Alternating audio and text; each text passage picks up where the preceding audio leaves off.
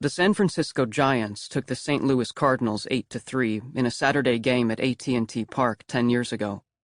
And that was the last time my family, my dad, my older brother Trey, and me all went to a game together. I was in first grade then, and that was before I knew too much about all the different ways your life can fall apart. But still, I don't think it's an exaggeration to say that most of what I believe now is because of what happened that day between me and God. The game was the first time in forever that the three of us had done anything as a family, and it was a big deal to me, because the way you hear how other families are into things like Christmas or relatives or whatever, baseball's always been the thing my family's had.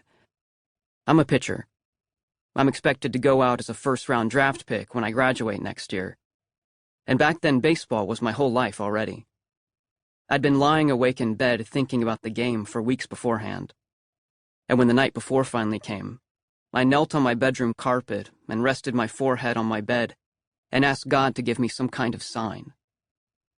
I know it's not like if you come up with the magic combination of words to pray, he'll spit out whatever crap you ask him to, like your own personal vending machine. But all week I'd put my best into my pitching, and I'd been extra careful to obey my dad. And so this was the deal I made with God. If he would give me some unmistakable sign, one that could only come from him, then I would take it as a promise that everything would be all right between my dad and Trey. It's about 2.5 hours west of San Francisco from Ornette, where we live in the Central Valley. All long, flat roads where the tule fog rises from the ground and pools at the bottom of the valley against the foothills, a place that back then I always thought was so safe. We drove out through the country club by our house and past the vineyards and the huge ranch homes up in the hills, past one of the giant billboards with my dad's face on it. And as orchards of almond trees flicked by outside the window, I kept watch for what might be my sign. Trey was graduating from high school that year, and the whole drive to San Francisco, my dad was teasing him about proposing to his girlfriend, Emily. Well, half-teasing, because my dad always wanted them to get married. He'd said more than once that she was Trey's biggest accomplishment in life.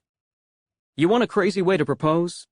he said when we were passing through La Habra, and he'd locked the car doors and sped up. La Habra's our rival, and every year when we go there to play them, we might as well be crossing an invisible border into some third-world country. Small faded homes and run-down apartments all crammed together with barred windows, dirt yards with chain-link fences and vicious-looking pit bulls, a 24-hour bail bond place. We used to stop in La Habra once in a while to eat at this place my dad liked, but then he found out the owners were illegals, and we quit going.